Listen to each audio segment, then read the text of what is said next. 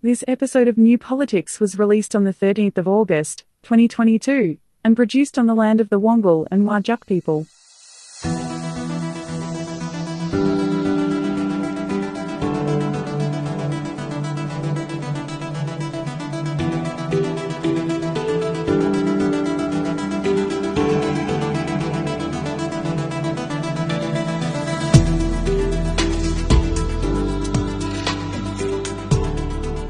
Welcome to New Politics.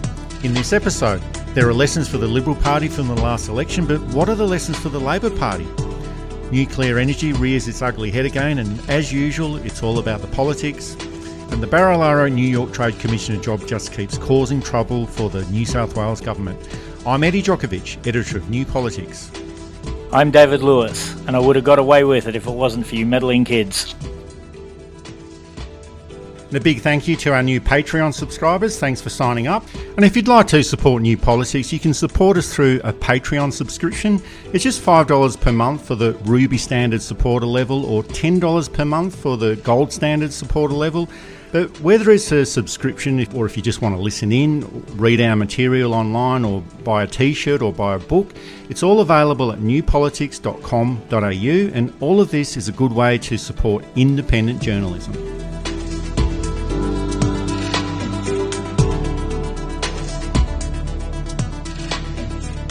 There's been a little bit of a lull in federal politics, so that's given us a little bit of breathing space and a chance to reflect on how the new parliament is progressing. And parliament does look a little bit different, and the pace of parliament is different. The Labor government does have a sense of urgency about it. It's introduced bills on climate change, repealing the cashless debit card, reforming aged care, restoring territory rights, paid family and domestic violence leave. It's also released details about the voice to Parliament. So the government has been very busy, which is what you'd expect all new governments to do, and that's the way that it should be. But since the election in May, we've been looking at what the messages are for the Liberal Party from that result and its future in politics. But we haven't really looked at what the messages are for the Labor Party. The major parties had record lows in their primary vote at the last election, and there's now the highest level of independence in Parliament. But what should the Labor Party, now that they have formed government, what should they be considering for their prospects at future elections? And I know that they've only been in office for several months, but political parties do need to take into account longer term issues as well. There's a couple of things on the horizon that may not be electorally so successful.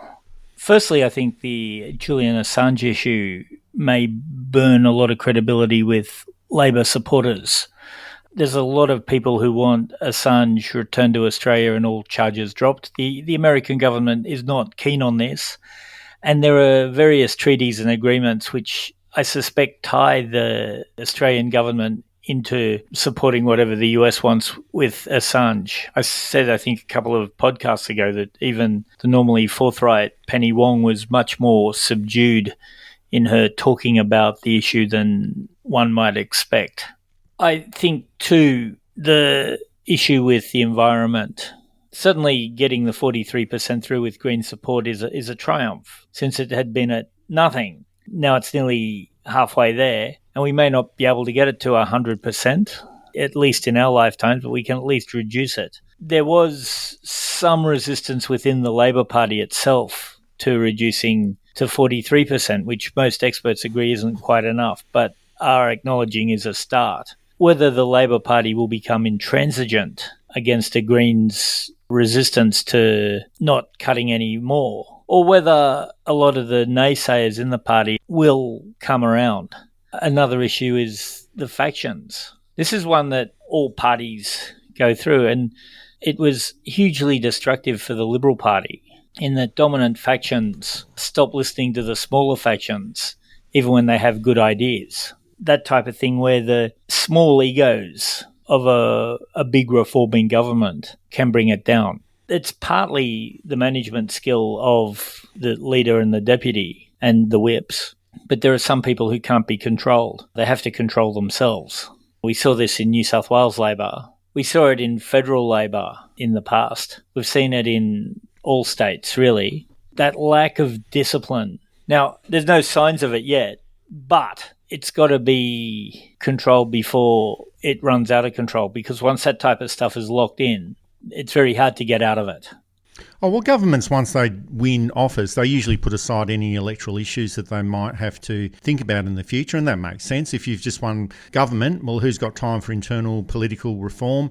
But Labor did promise a less combative and more consultative political process if they won the election. And so far, there's been an uneasy kind of truce between Labor and the Australian Greens on the climate change bill.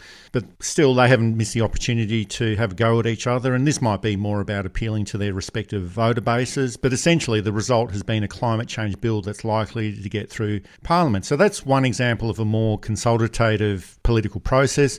Still a bit on the nasty side, but the last election results show that there's not a great deal of support for either of the major political parties. And here at New Politics, we do receive a lot of emails and suggestions about our podcast, and not too much of it is very positive, but we did receive some constructive commentary from one of our subscribers, John West, and he commented that there's 1/3 of the electorate that didn't vote for the major political parties, and he also mentioned that he's generally distrustful of either the Labor Party or the Liberal National Coalition. And with the litany of corruption in New South Wales and Victoria politics, and previously in the federal politics too, well, who can blame him for that? He's sick of it, and he feels that if there was more cooperation between Labor and the Australian Greens and with the crossbenchers, that this would provide for more positive outcomes for the Australian community.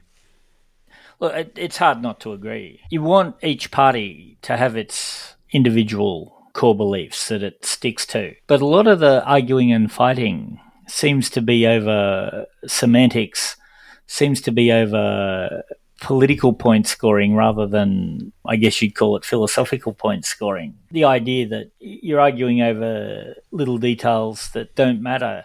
Now, I'm sure if we had the major players in here, they'd say, no, these ideas do matter, because if you give away on these stuff, it becomes easier to give away on the key stuff. And I get that. But I'm wondering if the party system is starting to become anachronistic, given it was set up in the 18th and 19th century, lasted through the 20th century, okay, but we're now in the 21st century. It may be that our parties aren't modernising quickly enough. The Liberal Party came out with some very good analysis as to why they lost the election. They were still pinning a lot of the blame on Scott Morrison, but there was the notion that party membership is too old and that its message was going out to not enough voters across the age spectrum.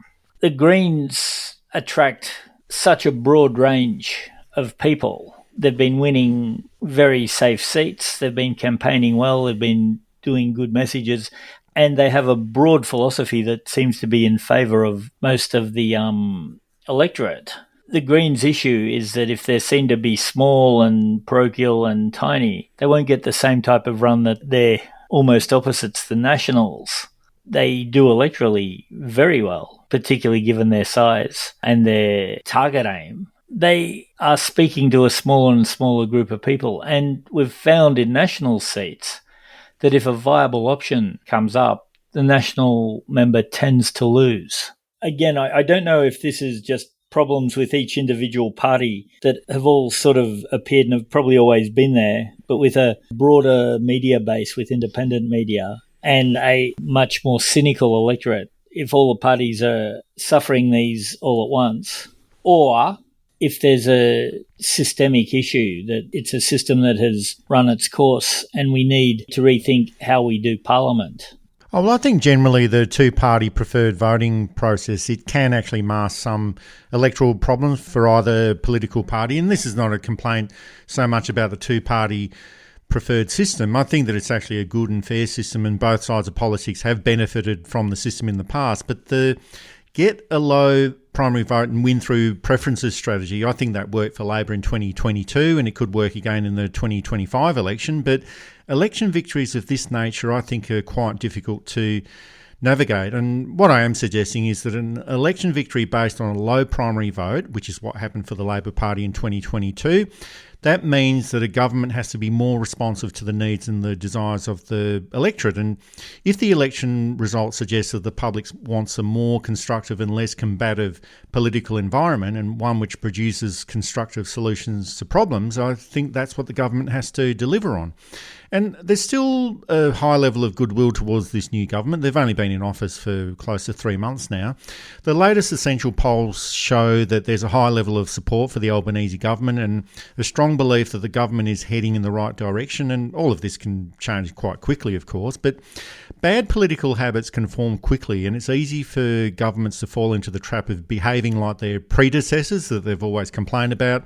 But it's just something that they'll have to avoid if they want to continue receiving the support of the electorate. And over the past couple of weeks, Parliament question time started off reasonably well, but by the end of the parliamentary fortnight, the Dorothy Dixer questions for the government backbenchers to government ministers, they were starting to sound more like the ridiculous questions that we used to hear from the Morrison government. And maybe there's not enough people that listen into question time, and maybe this isn't such a big vote-changing issue, but Labor did say that when they were in opposition that they wanted to change Parliament and question time as well, but so far it just looks like a bit of window dressing. It is different, but not by much. The other issue too is that you fight the last battle. This is what happens to the Liberal Party. They tried to run the exact same campaign in 2022 that they'd run in 2019 with fear and not fully comprehending that the electorate had smartened up or wised up to that, and that approach wasn't going to work. Now Labor getting in and suggesting that they were going to get rid of Dorothy Dixers, and then not really. Now, a Dorothy Dixer can be a useful thing. If none of the opposition are asking you about a key piece of policy that you want to present to the House, having someone safe get up and ask you the question can be a way of clarifying things in front of the House.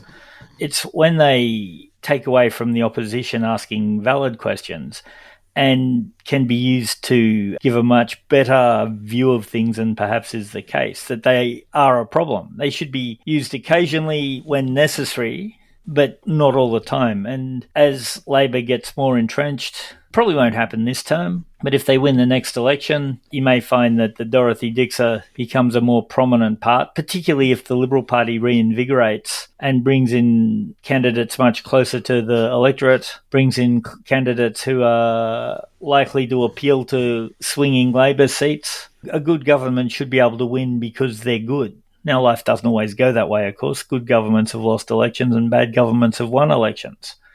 We've seen that within the last 10 years. But, again, it's really important that the practice of good government is maintained. Most of the analysis relating to the high number of crossbenchers has focused on the fact that most of the seats taken by independents and the Greens came off the Liberal Party. Not all of them, but most of them. And that the Liberal Party is the one that needs to learn from its mistakes if they ever want to get those seats back. But it's easy to fall into that trap of thinking that the teal independents will only affect the Liberal Party in the future. But the Labor Party also has to be wary of independents in future elections. So you do get a teal colour if you mix the Greens and the blue from the Liberal Party. Not sure what you get if you mix Greens politics with red Labor, or a mixture of all the colours. Maybe we could call them the... kind of a brown. Yeah, well, maybe we could call them the puce independents if it gets to that stage. But the voices of movement, the teal independents, the climate 200, whatever you want to call them, they'll be ambitious for more seats in future elections, as will the Greens after their successes at the 2022 election. So just because Labor won the election and now have government in their own right, we do have to remember that they're only 3 seats away from moving into a minority position. And it's hard to see the Liberal National Coalition getting enough traction over the next 3 years to pick up the 18 seats that they would need to form government at the next election. But for me, it is easier to imagine Labor losing a few seats to Greens or Independents. So I think the Labor Party does need to take these considerations into account over the next 3 years. Politics is never easy. And running a national party and running a department, running a seat, running a caucus, none of those are easy by themselves, and yet that's what all of the cabinet has to do to a greater or lesser extent. It's going to be a challenge, as I think it's fair to say that in its current form, the Liberal Party is dead. I don't think it's terribly controversial to say that in its current form, the Liberal Party won't be elected again. It has the wrong leadership, the wrong philosophies, the wrong approach to everything. As it stands of now, things can change very quickly. We've seen this. Oh, well, of course, things can change very quickly for a government and for an opposition, but the next few months will be critical for the federal government. There's a Jobs and Skills Summit in early September, and already the opposition leader, Peter Dutton, has refused to accept an invitation to attend this summit. And he's suggested that it's just another stunt and another way of unions getting a greater piece of the action. And maybe Peter Dutton hasn't received the memo, but the Labor Party was formed from the union movement, and you'd expect unions to have more of a say when Labor is in government, but it's Peter Dutton's choice to attend or not to attend. There's also a budget in October, and it's not a budget update, it's an actual budget. So this will be quite a major event for the new Treasurer, Jim Chalmers. So a lot has happened since Labor returned to government in May. But there's also a lot that's going to happen over the next few months. And every month is critical for a government, but this is probably the most critical time for this government's agenda over the next 3 years. And it's mainly going to be a focus on jobs and the economy. The Labor Party is clearly taking things seriously. I know that we get staffers and even some members listening to us, so I don't want to come across as too hard or too pessimistic. I'm just looking at potentialities down the track. And I think it is also fair to say that there's a very good cabinet, which we haven't had for 9 years. There's been a few decentish okay people who kind of were all right but weren't very good really over the last 9 years. Most of them should not have been anywhere near Parliament. Now we have people who are actually pretty fit and pretty worthwhile in government, which is a good thing. There's going to be mistakes, there's going to be disappointments, there's going to be mess-ups, there's going to be scandals. That's just the nature of things. The other thing too that we haven't really come across is that we have a flailing mainstream media who is also reaching the end of its time. Whether we'll be reading things like the Daily Telegraph in 10 years is really up in the air. I'm not so much of a clairvoyant that I can say that this will definitely happen, but this was the first election in a long time in which we went against Rupert Murdoch's and Kerry Stokes's and Fairfax's ideas. So we're seeing all kinds of changes that I don't think we've seen the end of yet and aren't really quite sure as to how they will play out yet. But it's good to be watching. You're listening to New Politics. You can subscribe to us on Apple or Google Podcasts, listen through Amazon Music, Spotify, YouTube and SoundCloud, or you can find us at newpolitics.com.au. And you can also support New Politics through Patreon. Say goodbye, my one true lover, and we're still a lover's song. How it breaks my heart to leave you. Now the carnival has gone. Oh my love, the dawn is breaking, and my tears are falling rain. For the carnival is over, we may never meet again. Like a drum, my heart was beating. And this issue almost came in at the last minute last week, but the Coalition's response to climate change is the same one that they simply cannot get rid of, and that's nuclear energy. Whenever they're in government, they commission reports and do nothing. Whenever they're in opposition, they demand nuclear energy as a solution to all of our energy problems. And we've reported on this in the past on New Politics, and the time for nuclear power in Australia was in the 1960s, and that time has passed. It's uneconomic. There isn't a clear case for it, as many federal government reports have indicated over the past 60 years. If the Coalition did have courage in their convictions, they would have installed nuclear power years ago and installed a nuclear power station in each of their electorates.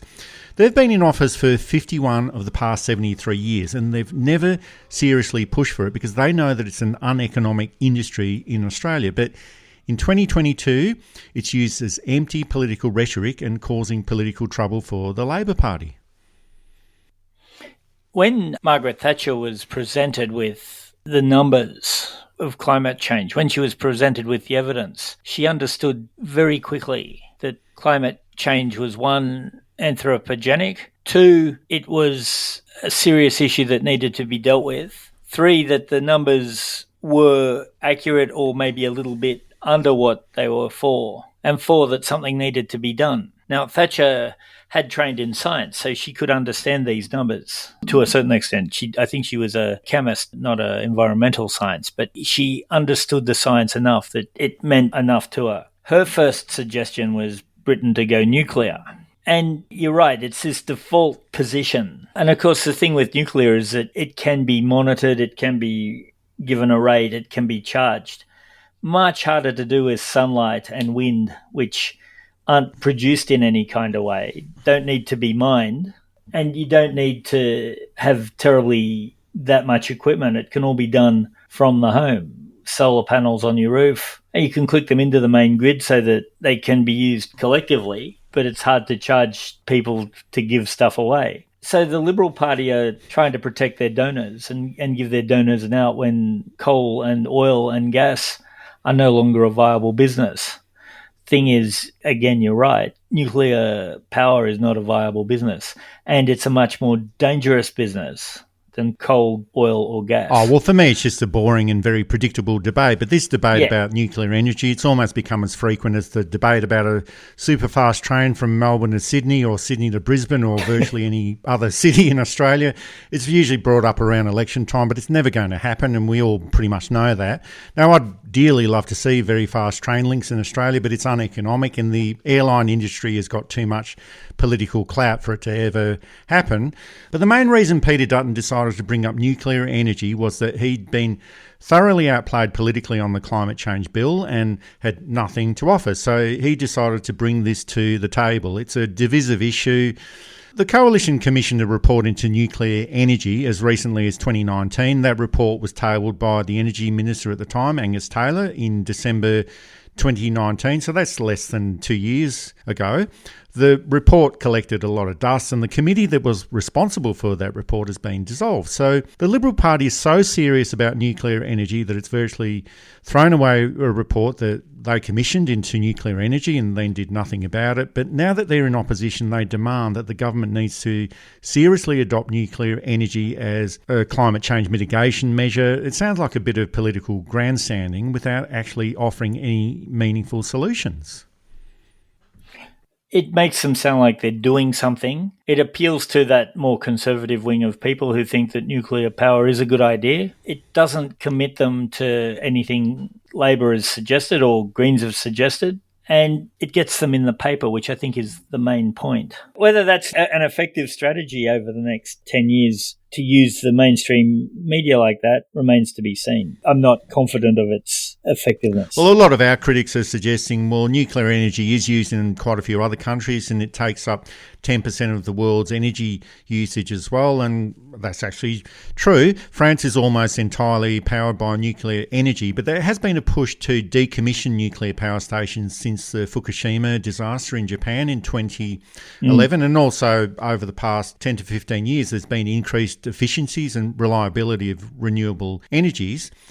But I think that the idea of nuclear energy in Australia is just this lazy conservative response to climate change, as you alluded to before, David. And there's been so many reports into the nuclear energy over the past 60 years, and all of them have concluded that the industry is unviable in Australia and can't compete with all of those traditional energy sources such as coal, which is now being shown to be uncompetitive with renewable energy. So the obvious solution is renewable energy, as far as I can see. The other nuclear solution promoted by conservatives is small modular reactors, and I thought that we should have a go at this as well today. Now, there's just not enough evidence to completely dismiss small modular reactors, but there's only one existing unit in Russia. There's a few more experimental sites that are in the pipeline, but they are relatively small, which means that you need many of them to be efficient. But this means that small modular reactors spread out over more sites within a country could make them susceptible to terrorist attacks or acts of war. And there was that recent Russian attack on the Zaporizhia nuclear power plant in Ukraine, so it's not something that's completely out of the question. And of course, you do have to consider all options if you are trying to address climate change. But nuclear doesn't seem to be the answer in Australia, and 60 years of reports confirm that as well. Yet the Liberal and National parties keep pushing it. Again, follow the money. And the other thing too is that, which we've alluded to, that it makes them sound like they've got a practical solution, which no one in Australia is ever going to take up because it's just not financially viable. At the moment, the Liberal Party are floundering and looking for direction and looking for any hook they can get in to become relevant again. That's understandable given what's happened. That's the way it is. Oh, well, the Liberal and National parties, they are out of office now. They're becoming irrelevant, or more and more irrelevant as far as I can see. And all the opposition is prepared to do is recycle some old ideas, which were never good ideas in the first place anyway. They're also very happy to use Tony Abbott's playbook of opposition behaviour, throw political bombs, offer no solutions, create havoc for the government, and display all that awfulness that they displayed when they were in office. And as Tony Abbott showed, if your reason for existence is just to get back into government, then this is a really effective tactic. But you do need political skill to do this. And, I'm not suggesting this is a good thing to do, but it's a very destructive process to go through, as we've seen over the past 10 years. Tony Abbott managed to get the Liberal and National coalition back into office, but the past 10 years have been absolutely abysmal. But even still, I don't think that Peter Dutton has got the skill to go through this sort of process. And this is the old spoiler approach to opposition politics, just at a time when the electorate is looking for something different. But for the coalition, nothing is positive, everything is negative, everything is bad news, and this type of approach destroys the soul.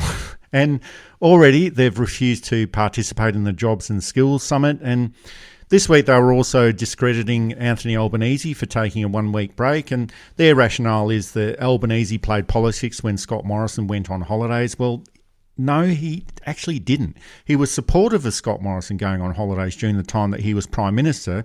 He just questioned the timing and the secrecy of the Hawaii trip that he made at a time when half of Australia was burning during the 2019 bushfire season. And if I was a coalition, I would just shut up about Morrison's trip to Hawaii in 2019. You don't need to keep reminding the public about it. It's best to keep quiet about that and leave it all behind. Just get on with being a decent opposition. It's what the public is expecting of them.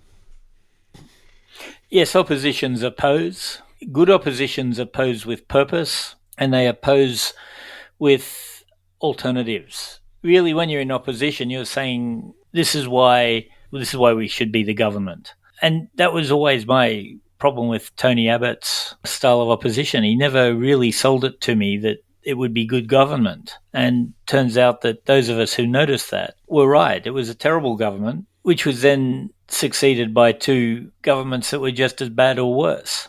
Labor is in a very good position at the moment. And if it can hold its nerve, not get too crazy about things, and make sure that it keeps its focus as a Labor Party. And again, a Labor Party of the 21st century, not trying to recreate the Hawke, Whitlam, Chifley years, Curtin years, but actually as a modern Labor Party. And the Liberal Party should be trying to be a modern Liberal Party of the 21st century. And that's where they may find they start to become more successful.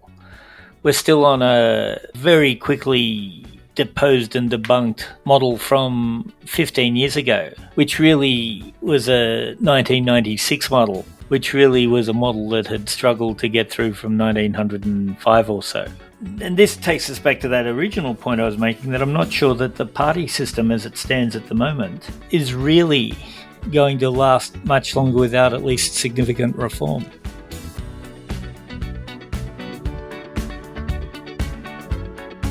You're listening to New Politics. You can subscribe to us on Apple or Google Podcasts, listen through Amazon Music, Spotify, YouTube and SoundCloud, or you can find us at newpolitics.com.au.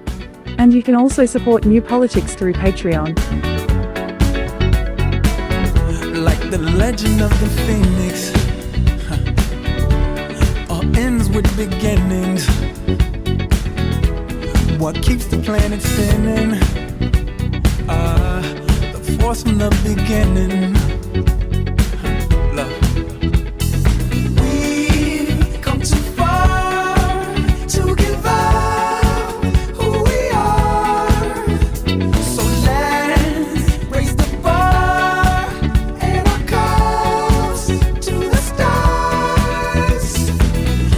up all night to the sun. I'm up all night to get some. She's up all night for good fun. I'm up all night to get lucky. We're up all night to the sun. We're up all night to get some. We're up all night for good fun. We're up all night to get lucky. And there have been some more revelations about the New York Trade Commissioner job that was offered to the former National Party leader, John Barilaro.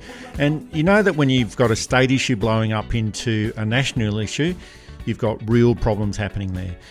This is a gift that keeps on giving to the New South Wales Labor Party.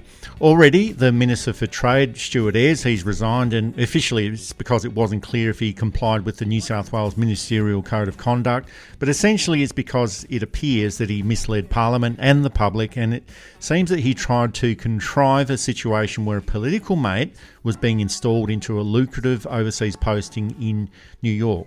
The final stages of the New South Wales Labor government up until 2011 had a similar stench to it, and that was thrown out of office with an electoral humiliation at that 2011 New South Wales election.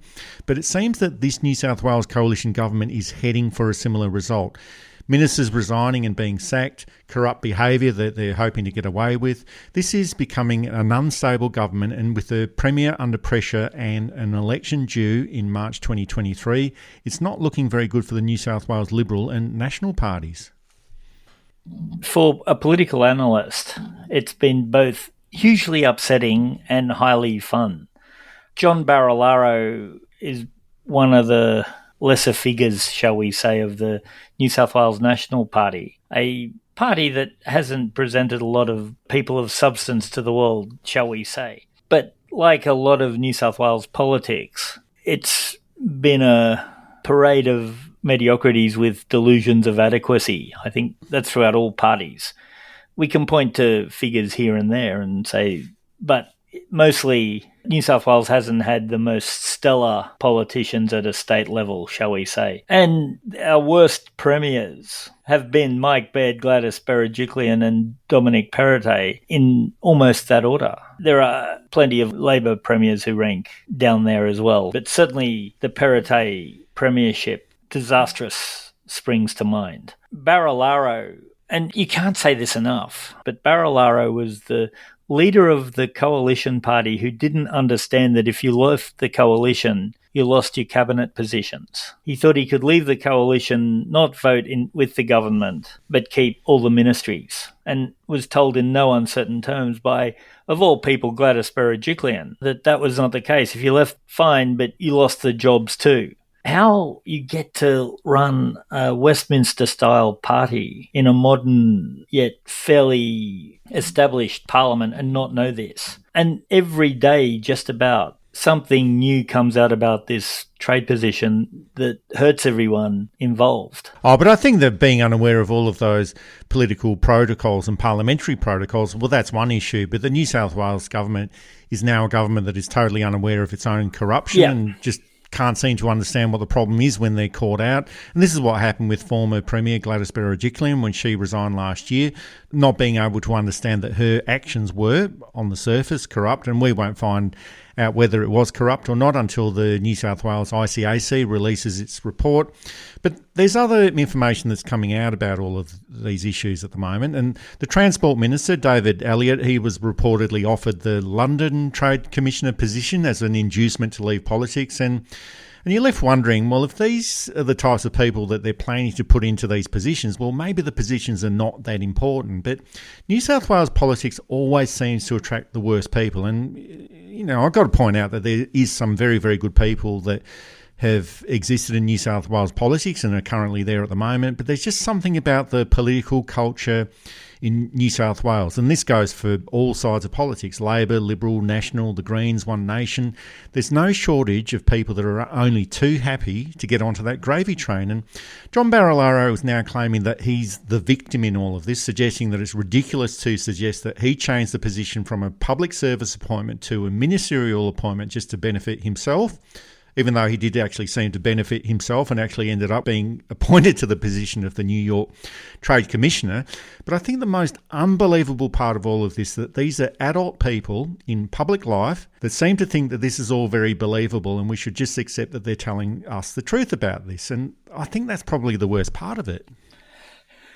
He's due to appear again in front of the commission. He came out with a lot of stuff that the documentary evidence didn't seem to support. Of course, that may have just been his understanding of things. I'm not accusing him of anything yet. He's highly litigious as well. So we better be careful about what we say here. So we better be careful what we say. I'm not casting aspersions on his testimony, which was, again, to be fair, under oath. But it did seem to be at odds with what had already been reported. Whether that's because what had been reported hadn't been the full story, whether it's because he wasn't aware of a lot of what had been reported. He denied a couple of things. He claimed he never said he was wanting to get out of New South Wales. Having said all that, he hasn't impressed anyone for his suitability to the job, for example. The best reference that Stuart Ayres, the minister in charge, could come up with was he could be quite good, which is hardly a ringing endorsement. There did seem to be a lack of enthusiasm, except from the Premier, who denies knowing anything about it. And so John Barilaro, whose achievements don't seem to have stacked up to very much, apart from being leader of the National Party. And it has transpired that the employment documents were edited after to make him look better. Now, all this is, again, alleged. I'm just going on what the newspapers say. So if you're going to sue us, sue those people with symptoms, not the disease. Oh, well, we've got a few lawyers that can act pro bono for us, so I don't think there's going to be any problems there. That's good to know. But we talked about this before, that the New South Wales Labor government behaved like a corrupt government in the final few years of office up until 2011, and they had several ministers who were found to be corrupt in a court of law. And that was Eddie Obeid and Ian MacDonald. And we've had a pretty rotten and corrupt New South Wales Liberal National Government over the past few years. But all the fun and games are not just happening in New South Wales. Victoria has had its fair share of corruption issues as well, with a series of branch stacking issues referred to the Independent Broad-Based Anti-Corruption Commission. And they found that there were several Labor MPs that were engaged in extensive misconduct and corruption. Now, you would think that if there are issues of misconduct and corruption surrounding the government of the day, best not to interrupt them and let them soak up all of the problems. But there's been revelations that the Chief of Staff to Opposition Leader, Matthew Guy, was asking Liberal Party donors to transfer $100,000 into his private business account. And there's no prizes for guessing how this money was going to be used, Liberal Party campaigning. And it was done in this way so it could circumvent political donation and funding rules. Now, Matthew Guy is claiming that because his Chief of Staff didn't actually carry through with the deal, that it's all okay, nothing to see here. But in criminal law, there is an offence known as conspiracy to commit a crime. And this event has now been referred to the Victoria IBAC. Matthew Guy has lost 3 staff members because of allegedly corrupt behaviour within the past week, and now there's rumours swirling of a challenge to Matthew Guy's leadership. And this is all happening with the Victoria state election due in November, just a few months away.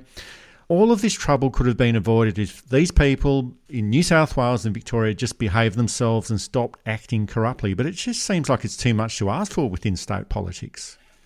State politics, of course, is probably the most open to corruption, in that a lot of our laws are enforced at a state level. A lot of town development and town expansion is done at a state level, and transport is done at a... So it's probably the one most open to corruption of the 3 levels, although there's the potential for all 3 levels of government to have corruption, of course. I don't want to say that any level of government is beyond reproach. New South Wales has been particularly bad. I did find a long period of time where there was no corruption, and that was the period leading up to 1788. After then, things go downhill pretty quickly. Again, it's so entrenched that, and you mentioned this before, that they don't know that it's corrupt.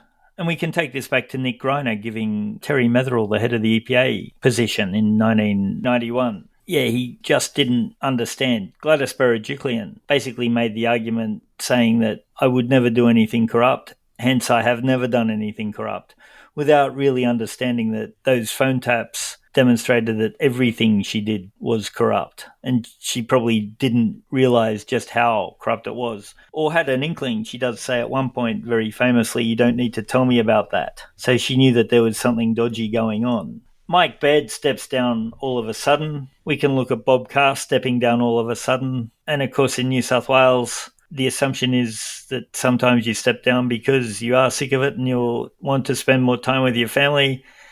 But in New South Wales, it's more likely that something's going to go down that might get you into a lot of trouble if you're found with your hands around it. Victoria has had corruption too, but it hasn't been as blatant as New South Wales was. The Matthew Guy corruption is almost farcical. Pay the $100,000 into my account. The hubris and the arrogance that they think that they can get away with being so blatantly open about it, I think says a lot to the system. The race is now on who will be the first Liberal leader to be replaced. Will it be Dominic Perrottet in New South Wales, who may have received a bit of a reprieve by sacking his deputy? There are those who have pointed out to me that how is it that Stuart Ayres gets sacked, yet a man responsible for thousands of deaths in Brad Hazzard and who has bullied his staff openly in public, again Brad Hazzard, keeps his job. So Perrottet may have kept his position for a few more weeks. But will Matthew Guy last? He already had lost the job and somehow got it back. The next Victorian election is November. It doesn't look like the figure of Dan Andrews is going anywhere very soon. They keep accusing him of stuff and he keeps finding that he's not guilty of it. So unless the conspiracy theorists are 100% right, I'm guessing Dan Andrews will be retained with even an increased majority or maybe a slight decline. I think he's lost a little bit of skin over the last few months, but he can afford to lose the skin given the mess that the Victorian Liberals are in. That's it for this episode of New Politics. Thanks for listening in. If you'd like to support our style of journalism and commentary, please make a donation at our website at newpolitics.com.au. We don't beg, plead, beseech or gaslight you about journalism coming to an end. We just keep it very simple. If you like what we do, please send some support our way. It keeps our commitment to independent journalism ticking along. I'm Eddie Djokovic. Thanks for listening in, and it's goodbye to our listeners. I'm David Lewis. We'll see you next time.